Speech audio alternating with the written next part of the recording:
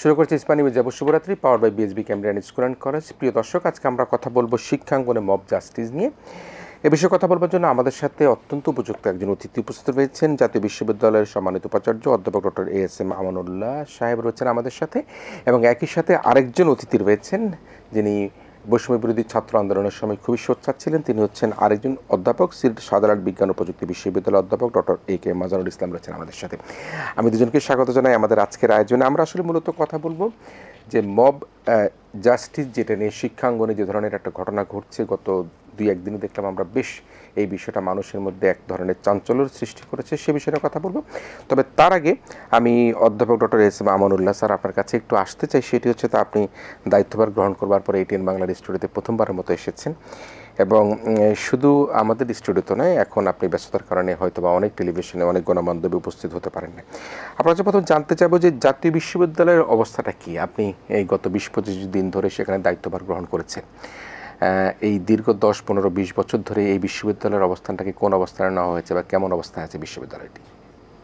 আপনাকে অনেক ধন্যবাদ, এবং মাঝারকে জানাচ্ছি, শুভেচ্ছা জানাচ্ছি, দর্শক শ্রোতাদেরকে শুভেচ্ছা জানাচ্ছি।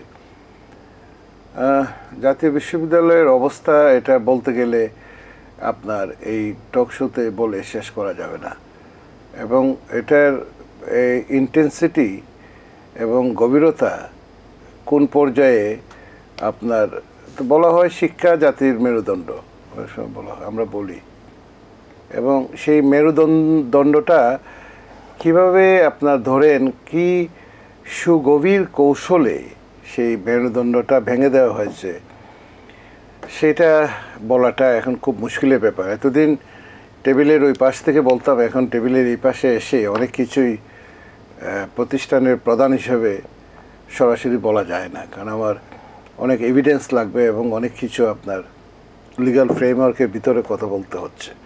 তবে আপনি ধরে রাখেন যে জাতীয় বিশ্ববিদ্যালয় বলা হয় যে বিশ্বের দ্বিতীয় বৃহত্তম বিশ্ববিদ্যালয়, প্রায় 35 লক্ষ শিক্ষার্থী এবং প্রায় লক্ষাধিক উপরে শিক্ষক কর্মচারী, এবং প্রায় 2500 কলেজের উপরে আমাদের আন্ডারে কলেজ, এবং সেখানে আপনার ধরেন শিক্ষা প্রশাসন বলেন, কারিকুলাম বলেন, যা পড়াচ্ছি, যে সমস্ত সার্টিফিকেট দেওয়া হচ্ছে, প্রতিটা বিষয় নিয়ে ধরে ধরে যদি আপনার কথা বলতে হয়, অথবা একটা সংস্কারের চিন্তাও যদি করেন, তাহলে অনেক সময় লাগবে।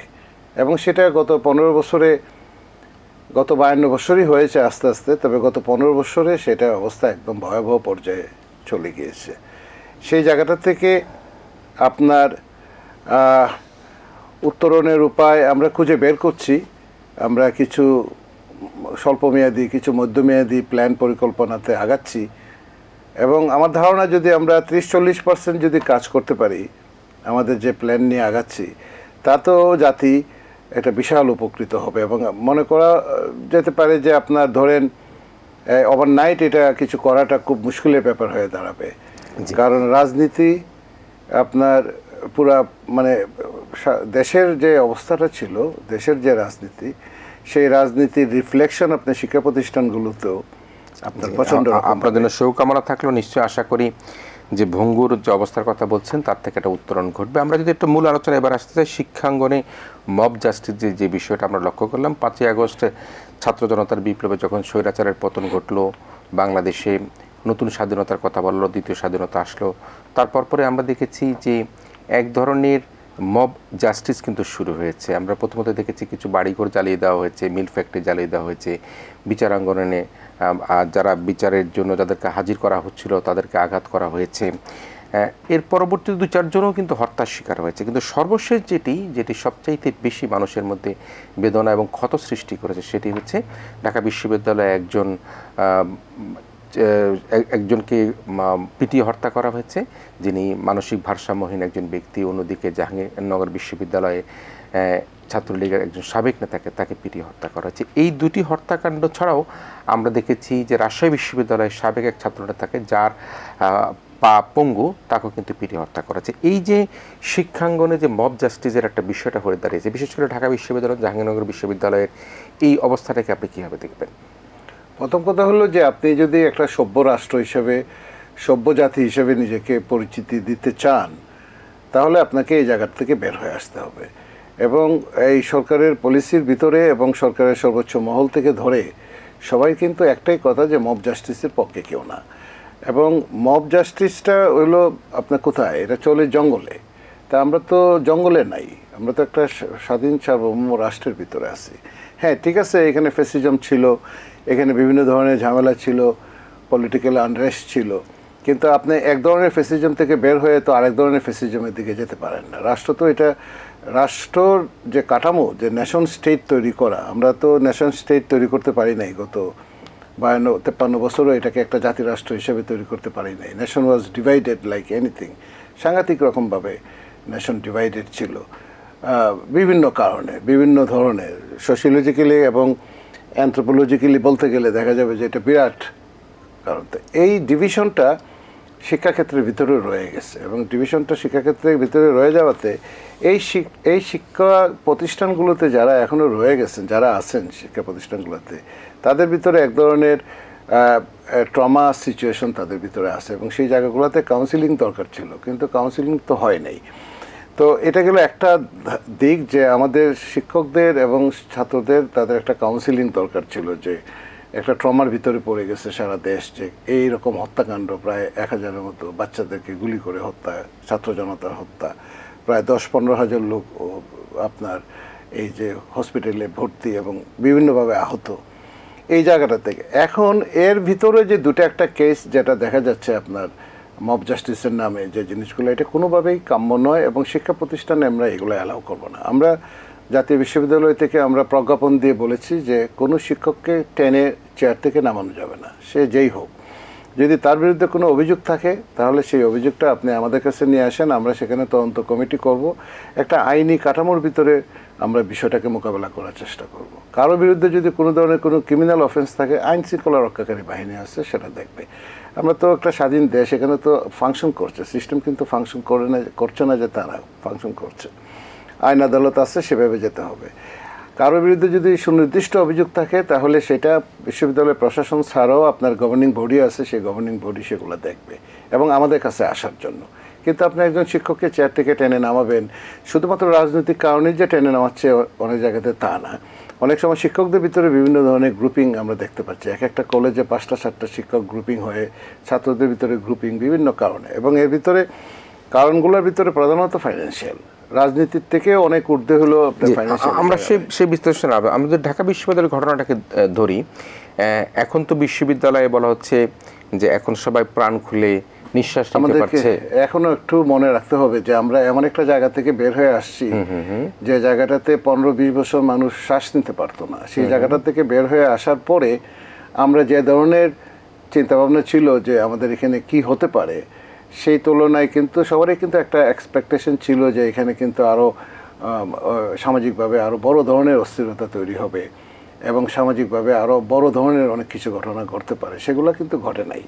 এবং বাঙালি জাতি হিসেবে যে এই যে সোশ্যাল সলিডারিটি এবং সোশ্যাল নেটওয়ার্ক, যেটা ক্যাপিটাল, সোশ্যাল ক্যাপিটাল বলি, সামাজিক পুঁজি, এটা অনেক বেশি এই দেশে আমার কাছে মনে হয়। বেসিক্যালি বাঙালি কিন্তু একটা ভালো নরগোষ্ঠী আমার কাছে মনে হচ্ছে, কারণ এরকম একটা সিচুয়েশনে পৃথিবীর যে কোনো দেশে আপনি যদি থাকতেন যে 72 ঘন্টা পুলিশ নাই, রাষ্ট্রের কি নাই, প্রতিনিধি নাই, তাহলে সেখানে যে কী অবস্থা হতে পারতো এটা কল্পনার বাইরে। এরকম একটা অবস্থার ভিতরে আমাদের ছেলেরাই কিন্তু রাস্তাঘাট পাহারা দিয়েছে, ট্রাফিক পুলিশ নিয়ন্ত্রণ করেছে, আমাদের সকল বিভিন্ন ধরনের ডাকাত আসবে, এই আসবে, কিন্তু দিনের পর দিন, রাতের পর রাত এরাই কিন্তু পাহারা দিয়েছে।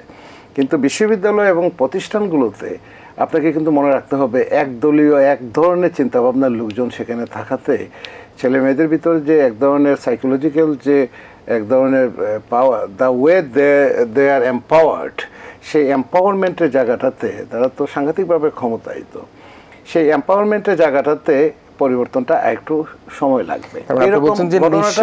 নিঃশ্বাস নেওয়ার মতো পরিবেশ এখনো হয়নি, নিঃশ্বাস নেওয়ার মতো পরিবেশ এত তাড়াতাড়ি আশা করাটা আরো সময় লাগবে, আরেকটু সময় লাগবে। তবে জি খুব লার্জ স্কেলে যে হচ্ছে সেরকম না, একটা ঘটনা যাতে না ঘটে সেটাই আমরা আশা করি। নিঃশ্বাস নিতে যদি কষ্ট হয় বা এখনো সময় লাগে তাহলে কি এই ধরনের এই যে মব জাস্টিস যেটা বিশ্ববিদ্যালয় এরকম আরো কি ধরনের বিশ্ববিদ্যালয় লেভেলে এবং বিভিন্ন জায়গাতে ধরেন আপনার মব জাস্টিস যেগুলো হচ্ছে, আমি বললাম যে পরিমাণ কম, তবে ঢাকা বিশ্ববিদ্যালয়ের মতো এরকম একটা জায়গাতে কেন এই ঘটনাটা ঘটলো তার সমাজতাত্ত্বিক এবং মনস্তাত্ত্বিক গবেষণা করা দরকার এবং আলোচনাটা করা দরকার। কোন কারণে ঢাকা বিশ্ববিদ্যালয়ে একটা ছেলে অথবা জাহাঙ্গীরনগর বিশ্ববিদ্যালয়ে একটা ছেলে এইভাবে একটা ছেলেকে পিটিয়ে মারতে পারে, তার একটা ব্যাকগ্রাউন্ডটা এটাকে অ্যানালিসিস করা দরকার। কী কারণে তারা এটা করলো, এই ঘটনাটার পিছনে কি শুধু ঘটনাটাই দায়ী, নাকি এর পিছনে তার মনোজগতে এক ধরনের পাওয়ার ছিল, যে পাওয়ারটা সে এক্সারসাইজ, যে কিছু হবে না বা আমার কিছু হবে না, যেটা আমরা গত 15-20 বছর দেখে এসেছি, গণরুম, হল রুম ইত্যাদি ইত্যাদি। তবে একটা সুবিধার কথা হলো যে ঢাকা বিশ্ববিদ্যালয়ের প্রশাসন বলেন, বাংলাদেশের যে কোনো বিশ্ববিদ্যালয়ের প্রশাসন বলেন, এখন এই মুহূর্তে যেখানে শিক্ষকদেরকে দেওয়া হয়েছে, ভাইস চ্যান্সেলর সাহেবদেরকে দেওয়া হয়েছে, তারা কিন্তু জিরো টলারেন্সে। আপনি দেখেন সঙ্গে সঙ্গে কিন্তু 5-6 জন ছেলে মেয়েকে অ্যারেস্ট করা হচ্ছে এবং এটা কিন্তু একটা জাস্টিসের দিকে যাচ্ছে। যে ঘটনাটা ঘটে গেছে জাস্টিসের দিকে যাবে। সো এটা যদি চুপচাপ বসে থাকতো প্রক্টোরিয়াল টিম বা চুপচাপ যদি এটাকে হাইড এন্ড সিক করার চেষ্টা করতো। এই প্রসঙ্গে আপনার সাথে কথা বলবো, তার কারণ হচ্ছে কি আপনি বলছিলেন যে 6 জনকে গ্রেপ্তার করা হয়েছে, তারা আমরা দেখেছি যে 164 বা জবার মধ্যে কিছু দিয়ে আইনগত ব্যবস্থা নেওয়া হয়েছে, কিন্তু ডাক্তার আসিবার পূর্বে রোগী কিন্তু মারা গিয়েছে, যাদেরকে অ্যারেস্ট করা হয়েছে ঠিকই আছে। এখানে যেটা বলা হয়েছিল যে যদি এখানে প্রভোস্ট এবং হাউস টিউটরটা আগে থেকে উদ্যোগ গ্রহণ করতেন তাহলে কিন্তু এই ধরনের মৃত্যু থেকে হয়তো বা রক্ষা পাওয়া যেত, সেটি কিন্তু সেই আলোচনায় আমি আসবো আপনার কাছে। এই প্রশ্নটি আপনার জন্য আমি রেখে দিলাম। কিন্তু ঢাকা বিশ্ববিদ্যালয়ে আপনি শিক্ষক, ঢাকা বিশ্ববিদ্যালয়ের আপনি ছাত্র, এখন বর্তমানে জাতীয় বিশ্ববিদ্যালয়ের আপনি উপাচার্যের দায়িত্ব পালন করছেন। নিশ্চয়ই এই বিশ্ববিদ্যালয় আমাদের প্রাচ্যের অক্সফোর্ড, আমাদের গর্ব, কিন্তু এই ধরনের ঘটনা আমাদেরকে কতখানি ব্যথিত করে, কতখানি ক্ষত সৃষ্টি করে, আমাদের হাউস টিউটাররা, আমাদের প্রভোস্টরা আরও দায়িত্বশীল হওয়া দরকার কিনা সে জায়গায় আমরা আসবো। প্রফেসর মাজার, আমি আপনার কাছে আসবো। আমরা কথা বলছিলাম এই যে শিক্ষাঙ্গনে মব জাস্টিস নিয়ে আপনি কিভাবে দেখছেন? আপনি দেশের আরেকটি শীর্ষস্থানীয় বিশ্ববিদ্যালয়ে শিক্ষকতা করছেন, সাধারণ বিজ্ঞান ও প্রযুক্তি বিশ্ববিদ্যালয়, সেখানেও কিন্তু মাঝে মাঝে, যদিও এই 5ই আগস্টের পরে এই ধরনের বড় কোনো ঘটনা ঘটেনি যেখানে অন্য কোনো প্রতিপক্ষকে পিটিয়ে হত্যা করা, আপনি কীভাবে দেখেন এই মব জাস্টিসকে, যেটি বিশেষ করে শিক্ষা প্রতিষ্ঠানে? থ্যাংক ইউ কিরণ ভাই। আমার সহ-আলোচক প্রফেসর আমনুল্লাহ ফেরদৌস, শ্রোতা দর্শক মণ্ডলী, এটা তো এখন আমাদের দেশের বলা যায় টক অফ দি কান্ট্রি, যে এই কয়টা দিন ধরে সবাই সেটা নিয়ে আলোচনা করছে এবং বিভিন্ন অ্যাঙ্গেল থেকে সেটা দেখার চেষ্টা করা হচ্ছে। আমরা বলি মব সাইকোলজি, তাহলে সাইকোলজিটা কী ছিল আসলে ওখানে? আমরা পড়েছি এরকম ধরেন হার্ডিং বিহেভিয়ার, যে কি করে মানুষ একটা না বুঝে একটা মানুষকে অনুসরণ করে সমপরিমাণ একটা জায়গা থেকে একটা বিহেভিয়ার করতে থাকে। তো মব সাইকোলজিতে সেগুলি কাজ করে। ঢাকা বিশ্ববিদ্যালয় এবং জাহাঙ্গীরনগর বিশ্ববিদ্যালয়, রাজশাহীতে এবং বগুড়াতে মানে একেবারে সমসাময়িক সময়ে যে ঘটনাগুলি ঘটেছে, ঢাকা জাহাঙ্গীরনগর তো একেবারে একদিনেই ঘটেছে 2টা ঘটনা। তো ঢাকা এই ছেলেটার যদি আপনি দেখেন, যে আমরা যদি কারণগুলি দেখি আর কি, যে কী হচ্ছে, এই ছেলেটা ধরেন একেবারে নিরীহ একটা ছেলে এবং তার এখন আর কেউ নাই, বাবা মা সবাই মারা গেছেন, এবং তার ব্যাপারটা যদি দেখেন, তার প্রেমের কারণে তার একটা মনস্তাত্ত্বিক সমস্যা হয়েছে। আমরা এই তোফাজ্জলের কথাই বলছি। এবং সে ঢাকা বিশ্ববিদ্যালয়ের মতো একটা জায়গা যেখানে সে জানে যে এখানে আসলে সে একটা আশ্রয় পাবে। তো যেই বিশ্ববিদ্যালয়ের কাছে সে মানে এখানে জানে, সেই বিষয়ে ছাত্র নয়, কিন্তু সে জানে যে এটা একটা জায়গা যেখানে সারা বাংলাদেশ তাকিয়ে থাকে এই বিশ্ববিদ্যালয়টার দিকে, যে এইখানে সে একটা আসলে এখানে একটা মানে হল আছে, সেখানে একটা খাবার সে পাবে ইত্যাদি ইত্যাদি, এবং সে সেরকম করেই কিন্তু অনেকদিন থেকে এখানে ঘোরাঘুরি করছিল। ওই দিন আপনি জানেন যে ঘটনাটা কি হয়েছিল, একটা খেলা চলছিল ওখানে, তার মধ্যে সে ঢুকেছে, সবাই মনে করেছে সে মোবাইল চুরি করেছে ইত্যাদি ইত্যাদি, এবং তাকে তারপরে এক পর্যায়ে তাকে ওই হলের ক্যান্টিনে নিয়ে খাওয়া দাওয়া করানো হয়েছে, তারপরে তাকে যেভাবে টর্চার করা হয়েছে। এখন ওই সাইকোলজিটা নিয়ে যদি আমরা কথা বলি, যে তাহলে একটা ঢাকা বিশ্ববিদ্যালয়ের মতো এরকম একটা প্রতিষ্ঠানে যেখানে ছাত্রছাত্রীরা তাকে টর্চার করেছে, তাদের মনস্তত্ত্ব আসলে কী ছিল, কেন তারা সেটা করলো আর কি এই ছেলেটাকে। তো সেইটা নিয়ে আমি মনে করি খুবই একাডেমিক আলোচনা হওয়া খুব জরুরি, যে কেন এগুলি হয় আসলে বিষয়গুলি। একটা তো হচ্ছে যে কোনো বিপ্লবের পরে ধরেন, বা যে কোনো এরকম বিরাট একটা অভ্যুত্থানের পরে কিন্তু অনেক ধরনের ঘটনাগুলি ঘটে, এবং সেটা অফকোর্স এই ধরনের এই শব্দটাও কিন্তু এইখানেও আমি মনে করি একটা টার্মিনোলজিক্যাল ফ্যালাসি আছে। আমরা সবসময় বলছি মব জাস্টিস, আসলে কিন্তু জাস্টিস হচ্ছে না এখানে, এটা কিন্তু ইনজাস্টিস হচ্ছে। সো ইটস বেটার ওয়ার্ড হচ্ছে মব লিঞ্চিং। আসলে লিঞ্চিং হচ্ছে এখানে, লিঞ্চিং হওয়ার ফলে এটা আসলে সবসময় জাস্টিস হচ্ছে না এখানে। এবং এই ক্ষেত্রেও কিন্তু তাই হয়েছে তোফাজ্জলের ক্ষেত্রে। এবং সেই ছেলেটা দেখেন মানে একটা নিরীহ ছেলেকে যেইভাবে টর্চার করে মারা হয়েছে, তাহলে ছাত্রছাত্রীরা তাহলে কেন তাকে টর্চার করলো, এই প্রশ্নটা কিন্তু সারা জাতির কাছেই এখন একটা বড় প্রশ্ন। যে এটা তো ঢাকা বিশ্ববিদ্যালয়ের ছাত্র, এই বিশ্ববিদ্যালয়ে আমরাও ছাত্র ছিলাম, এই বিশ্ববিদ্যালয়ের আমাদের একটা প্রাণের বিশ্ববিদ্যালয়। তো সেই বিশ্ববিদ্যালয়ের ছাত্ররা একটা মানুষকে যে আশ্রয় নিতে আসছে সেইখানে বিশ্ববিদ্যালয়ে তার হন্তারক হয়ে গেল, তাহলে কেন হলো?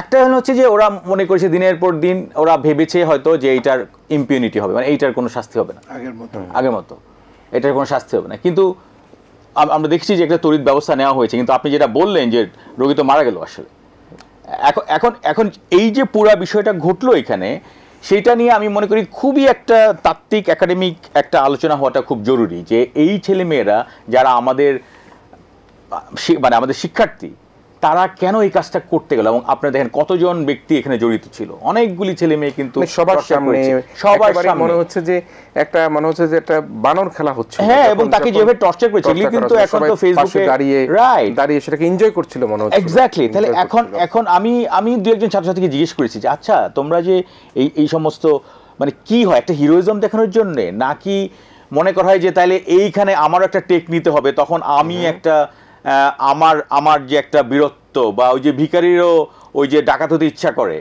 তো ওইটা কি হতে ইচ্ছা করে তখন, মানে কি সাইকোলজি যে কেন এরকম করা হয়? আসলে এইটা ওই যে ওরা তো একটা ইয়ের মধ্যে থাকে, ওইটা ওই হার্ডিং সাইকোলজি দিয়ে আপনি আসলে ব্যাখ্যা করতে পারবেন। এই যে একটা দলের সাইকোলজি তখন কি হয়, এবং তারা কিন্তু তখন আর বোধ বুদ্ধি সম্পন্ন থাকে না, তারা কিন্তু অন্যকে কেন মারছে এটা আমাদের এই যে আমরুল ভাই এখানে আছেন, এখানে একটি বিখ্যাত থিওরি আছে আপনার আর ম্যারেটের, যেটাকে বলা হয় ড্যান্স আউট দেন থট আউট।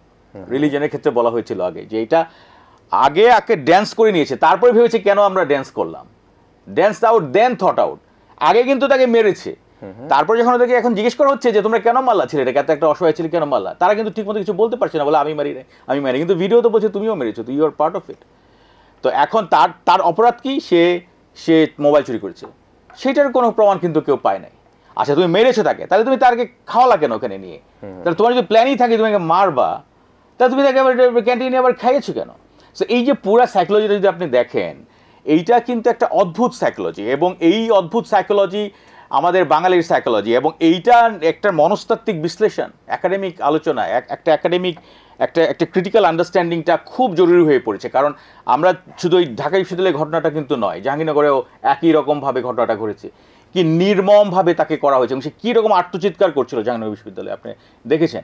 এবং এখানে অনেকেই ছিল, কিন্তু কেউ কিন্তু বলে না এই ছেলেটাকে এইবার ছেড়ে দাও। জি নিশ্চয়ই, আমরা এই আলোচনায় ফিরে আসছি। প্রিয় দর্শক, আমরা খুবই একটা মর্মান্তিক ঘটনা নিয়ে কথা বলছিলাম। ঢাকা বিশ্ববিদ্যালয়, জাহাঙ্গীরনগর বিশ্ববিদ্যালয়, রাজশাহী বিশ্ববিদ্যালয়, বগুড়া, যে জায়গাগুলোতে এই যে মব জাস্টিস না বলে মব ইনজাস্টিসের নামে যে হত্যাকাণ্ডগুলো চলছে সেটির কথা বলছিলাম, কেন এটি হচ্ছে, এই মনস্তাত্ত্বিক যে আলোচনা, সে আলোচনাগুলো নিয়ে আমরা আবারও ফিরে আসবো প্রিয় অতিথি প্রফেসর ডক্টর এএসএম আমানুল্লাহ সাহেবের কাছ থেকে এবং ডক্টর এ কে মাজারুল ইসলামের কাছ থেকে আমরা ফিরে আসবো। তাদের এই দুজনেই আমাদের সাথে যুক্ত থাকবেন এই আলোচনায়। ছোটটা বিরতি নিচ্ছি। স্প্যানিশ মির্জাপুর শুভরাত্রিতে আবারও ফিরে এসেছি। অতিথি হিসেবে রয়েছেন অধ্যাপক ডক্টর এএসএম আমানুল্লাহ এবং রয়েছেন অধ্যাপক ডক্টর এ কে মাজারুল ইসলাম। আমি প্রফেসর আমানুল্লাহ আপনার সাথে কথা বলছিলাম এই যে ঢাকা বিশ্ববিদ্যালয়ের যে একটি ঘটনা ঘটে গেল, একজন শিক্ষার্থীর মৃত্যু হলো, এবং সেখানে আপনি বলেছেন যে আসলে ঘটনাটা সত্যি, যে গত 15 বছরে যে ফ্যাসিজম, মানুষের মধ্যে যে এক ধরনের হতাশা এবং তার পরবর্তীতে বিচার না পাওয়ার যে সংস্কৃতি, তাতে হয়তো অনেকের মধ্যে একটা চিন্তা হতেই পারে, যাই করি তার কোনো বিচার হয় না।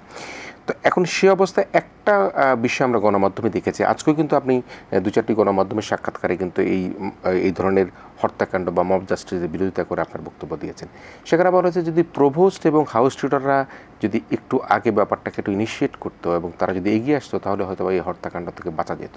তাহলে সেই জায়গায় কি আমরা আর একটু অ্যাড্রেস করতে পারি কি না, যে শিক্ষার্থীদেরকে একটু নিয়ন্ত্রণে আনার জন্য, বোঝানোর জন্য আমাদের শিক্ষকরা যারা আছেন তারাও একটু ভূমিকা পালন করতে পারে কিনা?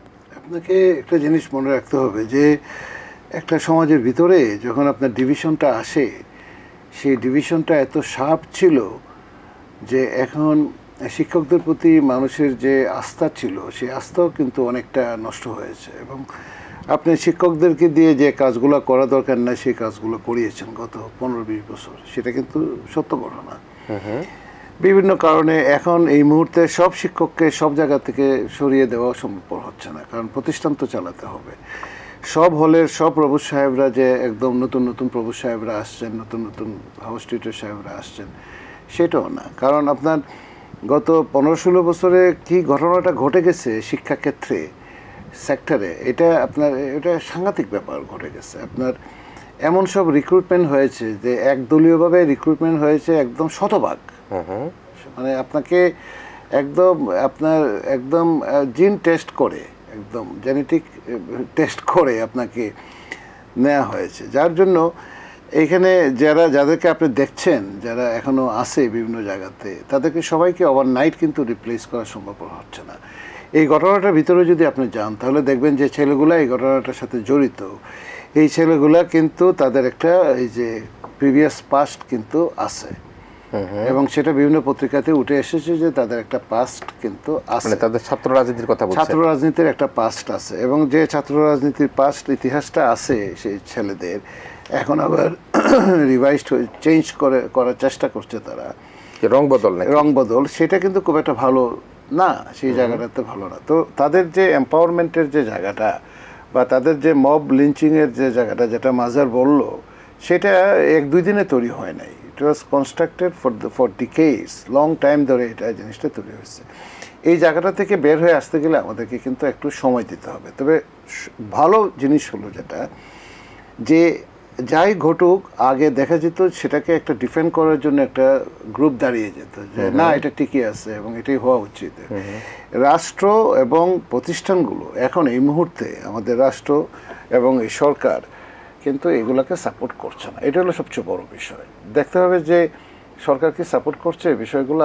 না, সাপোর্ট করছে। তার আইন আদালত এটাকে সাপোর্ট করছে না। বৈষম্য বিরোধী ছাত্র যারা যারা যারা আছেন, ছাত্ররা, লিডাররা, তারা কি সাপোর্ট করছে? না, সাপোর্ট করছে না। ঢাকা বিশ্ববিদ্যালয়ের ওভারঅল শিক্ষক প্রতিনিধি যারা আছেন বা যারা আরও কর্মচারী, তারা কি সাপোর্ট করছেন না। এর আগে কিছুদিন আগেই কি ছিল, সবাই মিলে ওই জিনিসটাকে সাপোর্ট করা হতো, বলা হতো যে না, এটাই রাইট। মানে ইট ওয়াজ এ পার্ট অফ দ্য সোসাইটি যে একটা মব লিঞ্চিং হতে পারে, একটা এরকম ঘটনা কি ঘটে নাই? শত শত ঘটনা। আমার মনে আছে যে আমি এটা লিখেছিলাম সেটা নিয়ে, জগন্নাথ বিশ্ববিদ্যালয়ে যখন বিশ্বজিৎকে প্রকাশ্যে কুপিয়ে হত্যা করা হয়েছিল এবং সেই কুপিয়ে হত্যাকে নানা রকমভাবে জাস্টিফাই করার চেষ্টা করা হলো। আমার তখন মনে আছে আমি এটা লিখেছিলাম দিনবদলের রক্তাক্ত সনদ, যে সনদ দিয়ে আওয়ামী লীগ ক্ষমতা আসছিল, তার কয়দিন পরেই কিন্তু এই বিশ্বজিৎকে কুপিয়ে হত্যা করা হয়েছে। এবং তাকে সে বারবার বলছিল আমি বিশ্বজিৎ, তোমরা আমাকে যেভাবে সন্দেহ করছো, আমি ওই দলের কিছু না, আমার নাম বিশ্বজিৎ। তো আপনি দেখেন, এই যে একটা সিচুয়েশন ছিল, এই যে একটা সাইকোলজি ছিল, বা সারা দেশের বিভিন্ন শিক্ষা প্রতিষ্ঠানে, হলগুলোতে, সব জায়গাতেই যে অবস্থাটা ছিল, সেটা তো চোখের সামনেই ছিল, মাত্র কয়েক সপ্তাহ আগেই ছিল সেই অবস্থাটা। অথবা 15 তারিখ, 16 জুলাই ঢাকা বিশ্ববিদ্যালয়ে কি ঘটেছে, 17, 18, 19, 20 জুলাই ঢাকা বিশ্ববিদ্যালয়ে আমি তো সামনেই ছিলাম, একদম ছেলে মেয়েদের সাথেই তো ছিলাম, ফিল্ডেই ছিলাম। সেখানে কি দেখেছি, যে সমস্ত ঘটনাগুলো ঘটেছে, সেই সমস্ত ঘটনাগুলোকে সাপোর্ট দেওয়ার মতো প্রশাসন তখন সাপোর্ট দিত, বা আপনার ধরেন সরকার সেগুলোকে সাপোর্ট দিত, অথবা রাজনৈতিক দলগুলা সাপোর্ট। এখন এই প্রশাসন কিন্তু সেটা সাপোর্ট দিচ্ছে না, নিরপেক্ষ, কারণ তাদের তো কোনো এজেন্ডা নাই। যেমন আমরা প্রায় বলি, এই মুহূর্তে এই যারা আছেন তাদের তো নিজস্ব কোনো এজেন্ডা নাই, বা আমরা যারা দায়িত্ব নিয়েছি বিভিন্ন বিশ্ববিদ্যালয়ে, আমাদেরও নিজস্ব কোনো এজেন্ডা নাই। এবং যে সমস্ত শিক্ষকদেরকে ঢাকা বাংলাদেশের বিশ্ববিদ্যালয়গুলোতে উপাচার্য হিসেবে নিয়োগ দেওয়া হচ্ছে, তাদের বেশিরভাগই দেখবেন আপনার কোনো নিজস্ব এজেন্ডা নাই, এবং প্রত্যেকেরই বেতন প্রায় 20 থেকে 40 গুণ কমে গেছে। আমার নিজের বেতনও প্রায় 20 গুণের, আমি যে ইনকাম করি তার 20 গুণের কমে গেছে। আমাকে চিন্তা করতে হচ্ছে যে সংসার চালাতে পারবো কীভাবে। আমি নিজের বাসা ছেড়ে আমি সরকারি বাসাতে যেতে হবে, কিন্তু সেখানে গেলে আমার বেতনে অর্ধেক চলে যাবে বাসা ভাড়ার খাতে, সেটা আমাকে চিন্তা করতে হচ্ছে। ঢাকা বিশ্ববিদ্যালয়ে যাই চিন্তা করে, ঢাকা বিশ্ববিদ্যালয়ে যাকে ভাইস চ্যান্সেলর হিসেবে নিয়োগ দেওয়া হয়েছে, তার বেতন কত কমে গেছে, কত কমে যাবে, সে কত টাকা স্যাক্রিফাইস করে সে সেখানে আসছে। তার মানে কি? তার মানে হলো যে বিশ্ববিদ্যালয়টা যাতে ভালো চলে সেটা চিন্তা করেই তো। এবং আপনি দেখবেন ঢাকা বিশ্ববিদ্যালয় প্রশাসনে যাদেরকে দেওয়া হয়েছে তাদের ব্যাকগ্রাউন্ড দেখেন, একাডেমিক এক্সেলেন্স দেখেন, তাদের ইন্ডেক্স দেখেন, সাইটেশন দেখেন, পড়াশোনা দেখেন, এরা এই সমস্ত ঘটনাকে সাপোর্ট করবে না, এটাকে সাপোর্ট করবে। এই যে ডিফারেন্সটা, যাই ঘটুক, পার্থক্য হলো এটাই যে প্রশাসনের কোনো সহায়তা বা সহযোগিতা এটা পায়। দুঃখজনক ঘটনা, কিন্তু তার তার তার দৃষ্টান্তমূলক শাস্তি আমি বিশ্বাস করি যে তার দৃষ্টান্তমূলক শাস্তি নিশ্চয় আমরা সেটা প্রত্যাশা করি। আমি প্রফেসর মাজার আপনার কাছে যেটি নানা আলোচনা আসলে হচ্ছে, আমরা এই আলোচনাটা বেশ কয়েকদিন থেকে করছিলাম, সেটি হচ্ছে যে এই যে শিক্ষকদেরকে জোর করে নিয়ে পদত্যাগ করার কথা, যেটি প্রফেসর আমানুল্লাহ স্যারও কিন্তু বললেন যে একজন শিক্ষক, প্রধান শিক্ষক হয়তোবা শিক্ষকের দ্বন্দ্ব থাকতে পারে, ছাত্রদের শিক্ষার্থীদের মধ্যে তাদের মধ্যে নানা গ্রুপিং থাকতে পারে, কিন্তু আমরা দেখেছি ক্লাস 7, 8, 9 ছেলেমেয়েরা পড়ে, তারাও কিন্তু শিক্ষককে টেনে হেসড়ে তাদেরকে চেয়ার থেকে নামিয়ে জোর করে কলম দিয়ে স্বাক্ষর করানোর যে চেষ্টা করেছে, ওই জায়গাগুলোকে আমরা যদিও অনেক কন্ট্রোল হয়ে আসছে, সেই জায়গাগুলোকে কীভাবে অ্যাড্রেস করতে চান? Thank you. এইটা তো আমরা দেখলাম অনেকগুলি ঘটনা এরকম ঘটেছে এবং সেটা অ্যাজ ইউ সেড যে অনেক কমে এসছে। এবং আমাদের একটা জিনিস ভালো লাগছে, যেটা প্রফেসর আমানুল্লাহ বললেন যে এইখানে সবাই কিন্তু এটার ব্যাপারে খুবই কনসার্ন প্রকাশ করেছে, অ্যাডভাইজারদের থেকে নিয়ে সমন্বয়কদের থেকে নিয়ে সবাই। আমরা কয়েকজনের বক্তব্য আমরা দেখলাম এই 2 দিনে, যে তারা সবাই বলছে জিরো টলারেন্স এবং এটাকে কোনোভাবেই সাপোর্ট করা যাবে না এবং এটা কোনোভাবেই এরকম ধরনের মব লিঞ্চিংকে কোনো মানে এটাকে এনকারেজ করার কোনো সুযোগ নাই। এইগুলি আমরা তাদের কাছে শুনতে চাই, কিন্তু অ্যাট দ্য সেম টাইম তাদের অ্যাকশনটাও দেখতে চাই এবং সাথে সাথে কী অ্যাকশন হচ্ছে, এবং সেটা আমরা তো দেখছি একটু কুইক অ্যাকশন কিছু হয়েছে। কিন্তু আমি মনে করি যে মাঝখানের কিছু সময়টা ধরে একটা ভ্যাকুয়াম কাজ করেছে এবং সেই ভ্যাকুয়ামটা তো হয়, এবং আপনি দেখেছেন পুলিশ বাহিনীর সদস্যরা তো অনেকেই যোগ দেয় নাই এবং ফলে এখানে একটা ভ্যাকুয়াম তৈরি হয়েছে। মানে এবং কিন্তু শিক্ষা প্রতিষ্ঠানে যদি ইন পার্টিকুলার বলি যে সেইখানে সবসময় যে ছাত্রছাত্রীরা সব কিছু স্বতঃপ্রণোদিত হয়ে করেছে সেটাও আমি মনে করি না। এখানে অনেক ধরনের গ্রুপিংস থাকে, আপনি জানেন যে তারা সুযোগের অপেক্ষায় ছিল যে তাহলে একদিন আসবে যখন আমরা তাকে এখান থেকে নামাবো, এই কারণ সে আমাদের সাথে ইত্যাদি করেছে, সেখানে ছাত্রদের ব্যবহার করেছে। এই যে এইটা আমরা সবসময় বলি স্টুডেন্ট কার্ড, এই যে স্টুডেন্ট কার্ড ব্যবহার করা, that's one of the worst thing. এবং এইটা একটা শিক্ষকের কাছ থেকে কখনোই কাম্য না, কারণ আপনি একবার যখন আপনি একজনের বিরুদ্ধে স্টুডেন্ট কার্ড ব্যবহার করছেন তখন আপনি প্রস্তুত থাকেন যে আপনার বিরুদ্ধে স্টুডেন্ট কার্ড ব্যবহার করা হবে আসলে এক সময়। তো সেটা হয়েছে কিন্তু ওভারঅল যে শিক্ষকের প্রতি ধরেন আমি একটা গ্রুপ বললো যে এই প্রিন্সিপালকে যে চেয়ার থেকে নামিয়ে আনো, তাহলে ছাত্ররা তাহলে সেটা করবে যে প্রিন্সিপালকে চেয়ার থেকে টেনে নিয়ে আসবে? তাহলে আমাদের যে মরাল পজিশন, আমাদের যে নর্মস ভ্যালুস সোসাইটিতে আমরা সারা জীবন ধরে যেটা এই অঞ্চলে আমরা করেছি, যে গুরুজনদেরকে শ্রদ্ধা করা, শিক্ষকদেরকে শ্রদ্ধা করা বা আমাদেরকে শ্রদ্ধা করা, সেই জায়গা থেকে তাহলে তার মানে বিরাট একটা গ্যাপ হয়েছে সেখানে। আমরা আমাদের সন্তানদেরকে, আমাদের জেনারেশনকে সেইভাবে হয়তো সেই ভ্যালু মরাল দিয়ে আমরা হয়তো তৈরি করতে পারি নাই। একজন বললেই যদি কেউ এরকম কলার চেপে ধরে, তার মানে আমাদের মরাল যেই স্ট্রেংথ সেটা সেইভাবে শক্ত হয় নাই। এবং আমরা এইটা খুব বিস্ময়ের সাথে লক্ষ্য করেছি যে এই দেশে এই একটা গ্যাপ তৈরি হয়েছে, এবং এইটারকে রেস্টোরেশনটা, ওই যে সংস্কারের কথা আমরা বলছি, সেইটাও একটা বিরাট সংস্কারের জায়গা এখানে, যে আমরা কি করে আমাদের জেনারেশনকে আমরা তাদেরকে এই ভ্যালুসগুলি, যেই ভ্যালুসগুলি নিয়ে আমরা বড় হয়েছি, যে আমাদের গুরুজন শিক্ষককে তো আমরা সবার উপরে স্থান দিয়েছি সারা জীবন, এবং এই শিক্ষকদেরকে কেউ একটা গ্রুপিংয়ের শিকার হয়ে, কেউ একটা প্রণোদিত হয়ে বা কারো একটা নির্দেশে যে এরকম নামানো যায়, এটা আসলে আমরা না দেখলে বিশ্বাস করতে পারতাম না, কিন্তু সেই জিনিসগুলো এখানে ঘটেছে। তো সেইটা খুবই দুঃখজনকভাবে ঘটেছে। আমরা এটাই শুধু আশা করি যে এটা আর ঘটবে না, মানে আর সেকেন্ড কোনো ঘটনা এরকম আমরা সেইভাবে আশাবাদী, কারণ আজকে যেভাবে গণমাধ্যম সহ শিক্ষকরা, শিক্ষার্থীরা যেভাবে তারা নিজেরা দুঃখ প্রকাশ করছে, দুঃখিত হচ্ছে, বিশেষ করে এই 2টি হত্যাকাণ্ডের পরপর, আমরা আশা করব না কোনোভাবে এই ধরনের হত্যাকাণ্ড কোনো শিক্ষককে জোরপূর্বক তাকে পদত্যাগ করতে বাধ্য করে ধরনের কোনো ঘটনা না ঘটুক। প্রিয় দর্শক, আমরা আবারও একটা ছোট্ট বিরতি যাচ্ছি। আমাদের সাথে বিরতির পর আবারও অতিথি হিসেবে ফিরে আসবেন প্রফেসর আমানুল্লাহ এবং প্রফেসর মাজারুল ইসলাম। আপনারা আমাদের সাথে থাকবেন বলে আমরা আশা করছি। ছোট্ট একটা বিরতি নিচ্ছি। স্প্যানিশ মির্জাপুর শুভরাত্রিতে আবারও ফিরে এসেছে। আমাদের সাথে অতিথি হিসেবে রয়েছেন অধ্যাপক ডক্টর এস.এম. আমানুল্লাহ, রয়েছেন ডক্টর এ.কে. মাজারুল ইসলাম। আমি মিস্টার মাজারকে দিয়ে আলোচনাটা করব, আমি শেষ করব অধ্যাপক ডক্টর এস.এম. আমানুল্লাহকে দিয়ে, এবং এই প্রশ্নটা করতে চাই, এটি কেমন দেখা গেল। এবং আজকে দেখেছেন প্রায় পত্রপত্রিকা এসছে, সাধারণ বিজ্ঞান ও প্রযুক্তি বিশ্ববিদ্যালয়ের একজন উপাচার্য এবং কোষাধ্যক্ষকে শিক্ষার্থীরা তাকে শপথ বাক্য পাঠ করিয়েছে। তো এটিকে আপনি কিভাবে দেখেন? এটা কি শিক্ষকদের কোনো রকমভাবে নিজেদের অবস্থান দুর্বল করে নেওয়া, নাকি না যারা ছাত্ররা তারা তাদের আরও বেশি শক্তি সঞ্চয় করবার জন্য এই জিনিসটা করেছে? কীভাবে দেখেন আপনি? আমি জানতাম এই প্রশ্নটা আসবে আজকে। আমার এটা আমার জন্য বলা, এটা কারণ আমি এইটা নিয়ে অনেক এম্বারাসড আর কি, আমি খুবই বিব্রত বোধ করি এই কারণ এইটা তো আনপ্রেসিডেন্টেড, এরকম ঘটনা তো ঘটেনি কখনো। তো এইটা এখন ধরেন বিশ্ববিদ্যালয়ে আবার পড়ায়, সে কারণে এই প্রশ্নটা খুবই বিব্রত। এখন যেটা হলো যে এখানে আমাদের সহকর্মীরাই তো ছিলেন, এখন এইটা আমি জানি না কিভাবে উদ্ভূত পরিস্থিতিটা সৃষ্টি হয়েছে সেখানে, এবং সেইখানে ঘটনাটা তো যেটা ঘটলো মানে, এবং সেটা নিয়ে আবার সমন্বয়কারীরাও একটা বিবৃতি দিয়েছে, অন্যরাও বিবৃতি দিয়েছে, বলেছে যে তারা এটা এভাবে করতে চায় না, আসলে গিয়েছিল ওখানে একটা মত বিনিময় করার জন্যে। তো কিন্তু আমরা ভিডিও ক্লিপ, আজকাল তো যেটা হয় যে সব তো ভিডিও ক্লিপেই দেখা যায় আর কি, তো সেটাতে দেখা গেল যে, এবং শেষ পর্যন্ত যে ঘটনাটা ঘটলো সেইটা নিয়ে আসলে আমি নিজেও খুবই বিব্রত।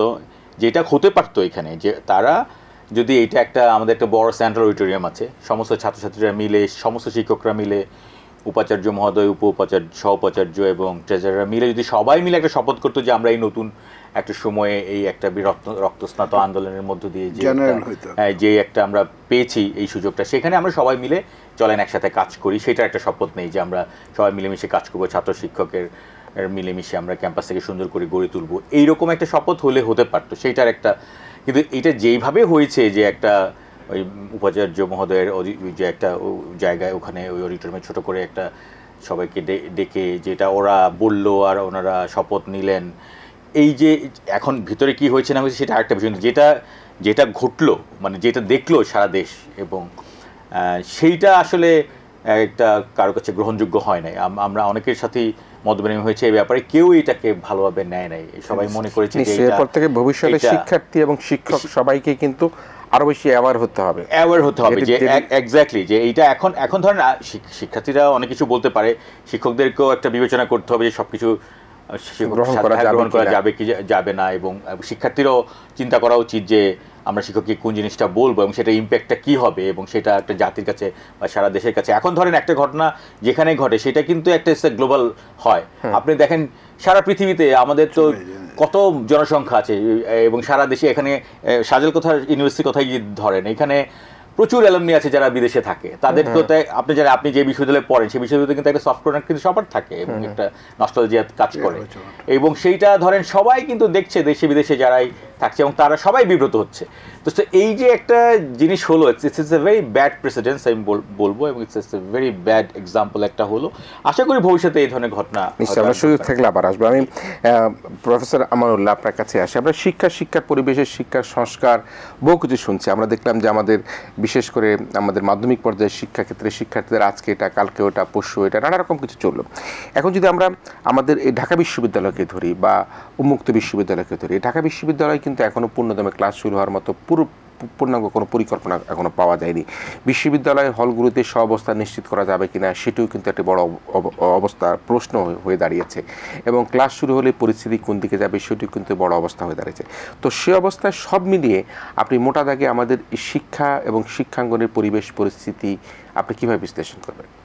আমার কাছে যেটা মনে হচ্ছে যে ঢাকা বিশ্ববিদ্যালয় প্রশাসন খুব আন্তরিক এবং খুব সিরিয়াসলি কাজ করছেন ফিরিয়ে আনার জন্য পরিবেশটা, এবং তারা খুব শীঘ্রই ক্লাস শুরু করতে পারবেন। হয়তো ক্লাস অ্যাটেন্ডেন্সটা হয়তো সেই রকম আপনার ধরেন 80% 90% নাও হতে পারে, কিন্তু আমার ধারণা তারা ক্লাস শুরু করতে পারবেন। কয়েকটা ডিপার্টমেন্টে কিছু ঝামেলা আছে, সেই ঝামেলাগুলো সমাধান করার জন্য খুবই আন্তরিকভাবে কাজ করছেন, এবং আমার সাথে ঢাকা বিশ্ববিদ্যালয়ের উপাচার্যের কথা হচ্ছে প্রায়, এবং আমার ধারণা যে ওনারা এই জিনিসটা পারবেন। এবং আরও অন্যান্য বিশ্ববিদ্যালয় যেখানে আপনার উপাচার্য দেওয়া হয়েছে তাদের অ্যাকসেপ্টেবিলিটিটা যেহেতু খুব ভালোভাবে নেওয়া হয়েছে, সেহেতু সেখানেও কিন্তু তারা শুরু করে দিয়েছেন অনেক জায়গাতে। আর জাতীয় বিশ্ববিদ্যালয়ে আমরা জয়েন করার পরে আমরা গভর্নিং বডি ভেঙে দিয়েছিলাম প্রায় 2500 কলেজের, আমরা প্রায় 500-600 কলেজে গভর্নিং বডি অলরেডি করে ফেলেছি, এবং বাকিগুলো হওয়ার পথে। এবং জাতীয় বিশ্ববিদ্যালয় কিন্তু আমাদের কলেজগুলোতে আমাদের ক্লাস পুরোদমে শুরু হয়েছে, এবং ক্লাস এক্সাম শুরু হয়েছে এবং চলছে।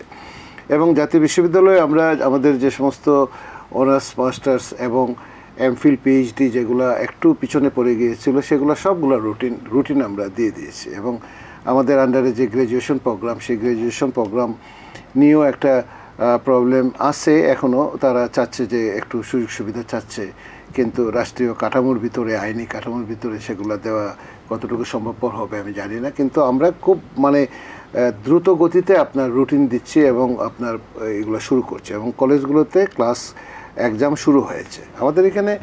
সেটা নিয়ে আমি খুব বেশি একটা ওরিড না। আমার ধারণা আগামী 1 মাসের ভিতরে আপনার দেখতে পাবেন যে বাংলাদেশের যে ওয়েতে যাচ্ছে এখন, আমার একটা ধারণা যে উচ্চশিক্ষা প্রতিষ্ঠানগুলোতে আপনার ধরেন পড়াশোনার পরিবেশটা ফিরে আসবে এবং তারা শুরু করে দিতে পারবে। কিন্তু সমস্যা এই জায়গাতে না, সমস্যা হলো অন্য জায়গাতে। আমাদের দেশে প্রাইমারি স্কুল আছে প্রায় 1 লাখের উপরে, এবং আপনার ছাত্র সংখ্যাও প্রায় 2 কোটির মতো, এবং সেকেন্ডারি এডুকেশনও প্রায় 34-35 হাজার শিক্ষা প্রতিষ্ঠান, এবং ছাত্র সংখ্যাও প্রায় 1.5 কোটির মতো।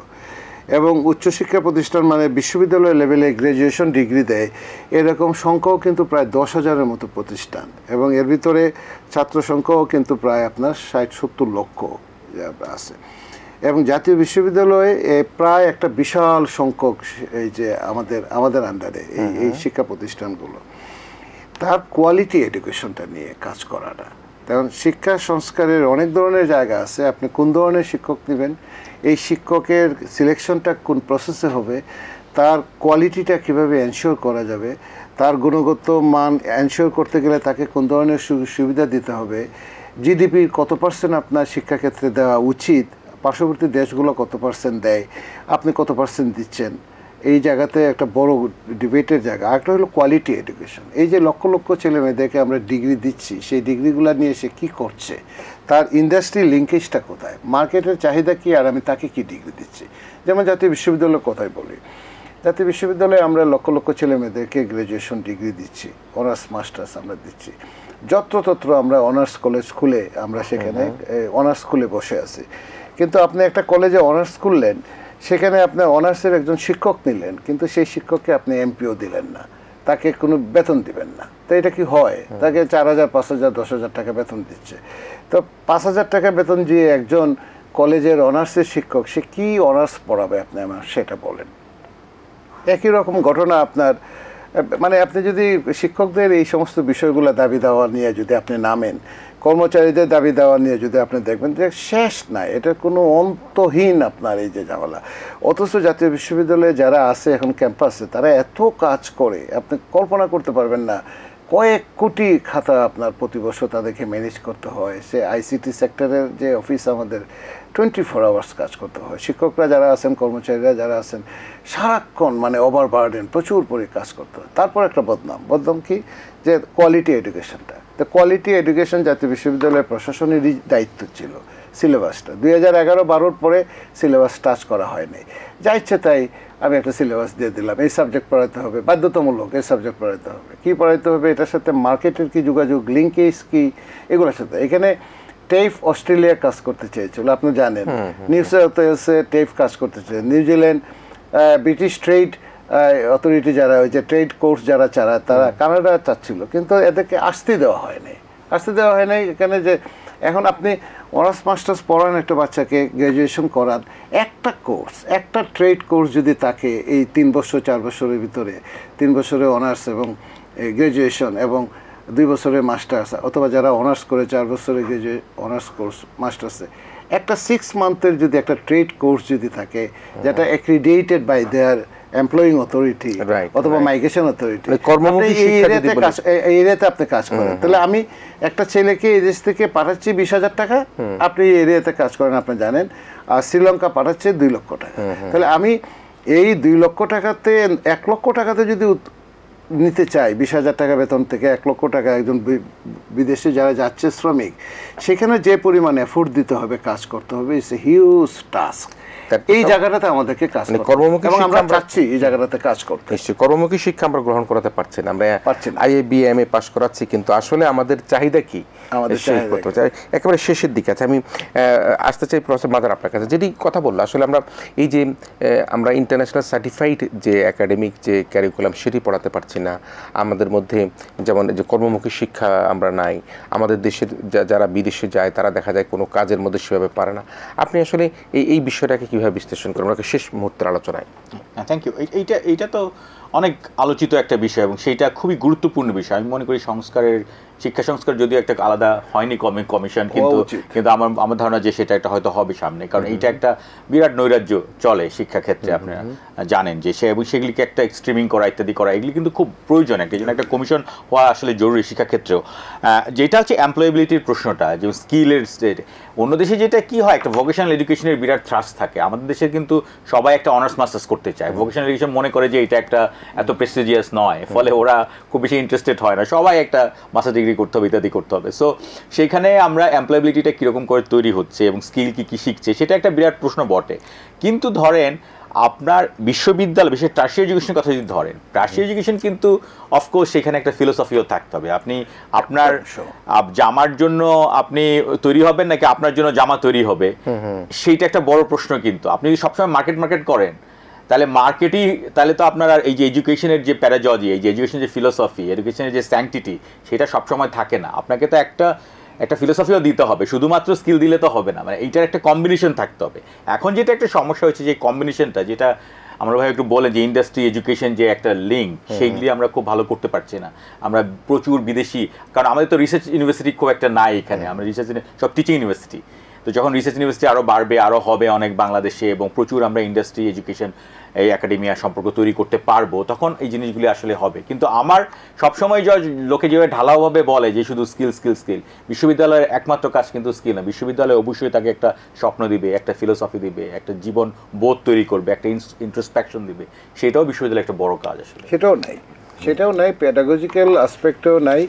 ট্রেনিং দিচ্ছি কিন্তু আপনার সেই জায়গাটা তো নাই। ধরেন 10% ছেলেমেয়েরা তো পণ্ডিত হবে, সায়েন্টিস্ট হবে, বাকি 90টা যে বাচ্চা, তাকে কি দিব?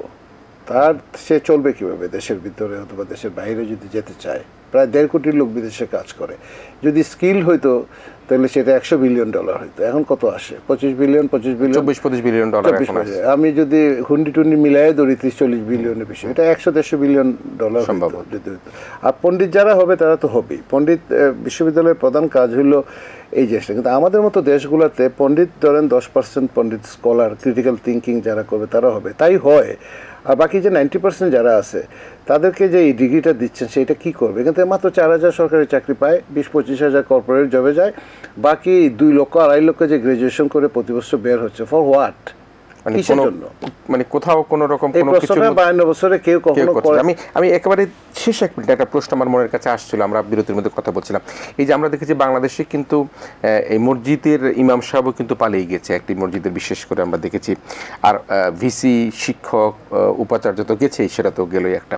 এখন আপনি যে বিশ্ববিদ্যালয়, জাতীয় বিশ্ববিদ্যালয়ের দায়িত্ব পালন করছেন, সেখানে বড় একটা চ্যালেঞ্জ হচ্ছে কি এই যে গভর্নিং কমিটি। তো এই গভর্নিং কমিটিগুলো তো যেমন আমরা শুনেছি মসজিদ কমিটি বেচা কিনা হয়, আপনার মাদ্রাসা কমিটি বেচা কিনা হয়। তো এই গভর্নিং কমিটির চ্যালেঞ্জটা কীভাবে ফেস করবে? গভর্নিং কমিটি হলো যে ধরেন আমি তো ওই যে এমন একটা জায়গাতে এখন বসে গেছি, ছিলাম অ্যাক্টিভিস্ট, কাজ করতাম গবেষণার দেশে বিদেশে, এখন ওই যে টক শো করতাম, এখন অনেক কথা বলা যায় না, বলতে পারি না। এখন গভর্নিং বডিতে এটা এমন এক দেশ যে দেশের সর্বোচ্চ মসজিদের ইমাম সাহেব, খতিব সাহেব পালিয়ে গেছে, মানে সরকার পরিবর্তনের সাথে সাথে। বাংলাদেশ ব্যাংকের গভর্নর, সেন্ট্রাল ব্যাংকের গভর্নর পালিয়ে যায়। তো এখানে গভর্নিং বডির যে মেম্বার যারা ছিল তারা কিন্তু পালিয়ে যায় নাই, তারা সমাজের ভিতরেই আছে। এবং তারা যেহেতু পালিয়ে যায় নাই, সমাজের ভিতরেই আছে, আশেপাশে আছে, তারা আবার হতে চাচ্ছে, তারা আবার গভর্নিং বডির সভাপতি হতে চায়, মেম্বার হতে চায়। আমরা বলছি কোনো পদধারী ব্যক্তিদেরকে আমরা গভর্নিং বডির সভাপতি হিসেবে দিতে চাই না। 1-2% এদিকে, কিন্তু 90% আমরা বলছি সমাজের ভালো মানুষ যারা বিদ্যুৎসাহী এবং যারা নামি দামি রিটায়ার্ড প্রফেসর, রিটায়ার্ড লোকজন যারা আছেন তাদেরকে। যেমন ঢাকা কলেজে, ঢাকা শহরের সমস্ত কলেজগুলোর একটা অ্যানালিসিস করে দেখবেন আপনি, যে সেখানে আমরা ঢাকা বিশ্ববিদ্যালয়ের বুয়েট, জাহাঙ্গীরনগর বিশ্ববিদ্যালয়ের নামি দামি সিনিয়র অধ্যাপকদেরকে হাতে পায়ে ধরে রিকোয়েস্ট করে এনেছি এই সমস্ত কলেজগুলোতে গভর্নিং বডির সভাপতি হিসাবে, যে অ্যাটলিস্ট একটা শুরু করি আমরা। পলিটিক্যাল কিছু যে থাকবে না আমি সেটা বলছি, এক রাতে তো আর সব সংস্কার করা যাবে না, থাকবে। কিন্তু আমরা এই জায়গাটাতে একটা জিরো টলারেন্স দেখাচ্ছি যে বড় বড় জায়গাগুলোতে কিছু শিক্ষিত লোকজনদেরকে, নামি দামি লোকজনদেরকে আনা। লোভনীয় পোস্ট নাকি গভর্নিং বডির লোভনীয় পোস্ট এগুলো এখন আমি এটা বলতে পারবো না, আপনি আমার বিপদে ফেলাইতে চাচ্ছেন। এগুলো এখন বলতে পারবো না, কারণ এগুলা যে কি ব্যাপার সেটা সাংঘাতিক ব্যাপার। মানে শিক্ষা যদি একটা জাতির মেরুদণ্ড হয়, তাহলে শিক্ষাটা কিভাবে ভেঙে গেছে সেই জিনিসটা আমি কিছু বললেই এখন আবার এটা ভাইরাল হয়ে যাচ্ছে, আরেক ঝামেলার ব্যাপার। এবং আপনার ধরেন অনেকে বলে ব্যাংক লুট হয়ে গেছে, কিন্তু এদেশের শিক্ষা ব্যবস্থাটাই কিন্তু একটা লুট হয়ে গেছে বলে আমার ধারণা। এটাকে ব্যাক করে আনা, এই যে ঘটনাটা ঘটলো ঢাকা বিশ্ববিদ্যালয়ে আপনি বললেন, এরকম কত ঘটনা যে ঘটতে পারতো। একটা ঘটনা ঘটা অত্যন্ত খারাপ, কষ্ট পেয়েছি আমরা সবাই। কিন্তু আপনি ধরে রাখেন যে এই দেশের মানুষ অনেক ভালো, যার জন্য আপনি আরও অনেক কিছু দেখেন নাই। একটা ঘটনাও যদি না ঘটে তাহলে ভালো, কিন্তু আপনাকে ব্যাকগ্রাউন্ডটা মনে রাখতে হবে যে আপনি ডিকেডস অফ টাইম আপনি এমন একটা প্র্যাকটিসের ভিতরে দেখেছেন যেখানে অ্যাবসেন্স অফ ডেমোক্রেসি একটা বড় বিষয় হয়ে দাঁড়িয়েছে। কিচ্ছু না, শুধু ডেমোক্রেসির যদি প্রেজেন্সটা থাকে একটা প্রতিষ্ঠানের ভিতরে, একটা রাষ্ট্রের ভিতরে, তবু একটা চেক অ্যান্ড ব্যালেন্স থাকে। Without any check and balance এটা এমন একটা জায়গাতে গিয়ে দাঁড়িয়েছে যে এই জায়গাটা থেকে আপনি যদি সময় না দেন, আপনাকে তো সময় দিতে হবে, একটু সময় দেন, সময় দিলে পরে দেখবেন আস্তে আস্তে জিনিসগুলো ঠিক হয়ে যাচ্ছে। নিশ্চয়ই। আমি খুবই দুঃখিত প্রফেসর মাজার, আপনাকে আর কোনো আলোচনা যুক্ত করতে পারলাম না। আপনারা ভালো থাকবেন। প্রিয় দর্শক, আমরা শুনছিলাম এবং এই আলোচনাগুলোর মধ্যে একটা বিষয় শুধুমাত্র যে আমাদের বিচার ব্যবস্থা, আমাদের যে ব্যাংক লুট হয়ে গেছে, আর্থিক খাতের যে ক্ষতি সেটিও নয়, আমাদের শিক্ষা ব্যবস্থা কিন্তু আমরা বলতে পারি যে এই মুহূর্তে যে সেটিও কিন্তু লুট হয়ে গেছে, ক্ষতিগ্রস্ত হয়ে গেছে। সেই জায়গাটাকে, সেই অবস্থানটাকে আমাদেরকে ফিরিয়ে আনতে হবে। আমাদেরকে গণতান্ত্রিক যে রাষ্ট্র ব্যবস্থা, মানবিক রাষ্ট্র ব্যবস্থা, সেদিকে কিন্তু আমাদেরকে নজর দিতে হবে। সুশাসনের জন্য আমাদের কাজ করতে হবে এবং সে কারণের জন্য আজকে আমাদের যেরকম উন্মুক্ত বিশ্ববিদ্যালয়, জাতীয় বিশ্ববিদ্যালয়ের সম্মানিত উপাচার্য অধ্যাপক এস এম আমানুল্লাহ এবং এ কে মাজহারুল ইসলাম, যিনি রয়েছেন সাধারণ বিজ্ঞান ও প্রযুক্তি বিশ্ববিদ্যালয়ের যারা দায়িত্বে রয়েছেন, এই ধরনের মানুষগুলিকে যদি আমরা সামনে নিয়ে আসতে পারি, যেটি বলছিলেন প্রফেসর আমানুল্লাহ, আমরা ঢাকা শহরের বড় বড় কলেজগুলোকে, আমরা যারা এই সমাজের শিক্ষিত ব্যক্তিত্ব, বিশ্ববিদ্যালয়ের শিক্ষক, তাদেরকে আমরা গভর্নিং বডিতে নিয়ে আসতে চাই। আমরা সেরকমই একটা সুশাসনের অপেক্ষায় রয়েছে। আমরা আশা করব যে আগামী দিনগুলো বাংলাদেশ একটা সুন্দর ভবিষ্যতের প্রত্যাশায় আমরা যে দিন গুনছিলাম, সেদিন আমাদের হাতের মুঠোর মধ্যে রয়েছে। শুধুমাত্র আমাদের সকলের দরকার একটু ঐক্যবদ্ধভাবে কাজ করা। যে দর্শক আপনারা এতক্ষণ আমাদের সাথে ছিলেন, আপনারা সবাই ভালো থাকবেন। আগামীকালকের অনুষ্ঠান দেখার আমন্ত্রণের মধ্যে দিয়ে আজকের মতো ইস্পানি মির্জাপুর শুভরাত্রি এখানেই শেষ করছি। খোদা হাফেজ।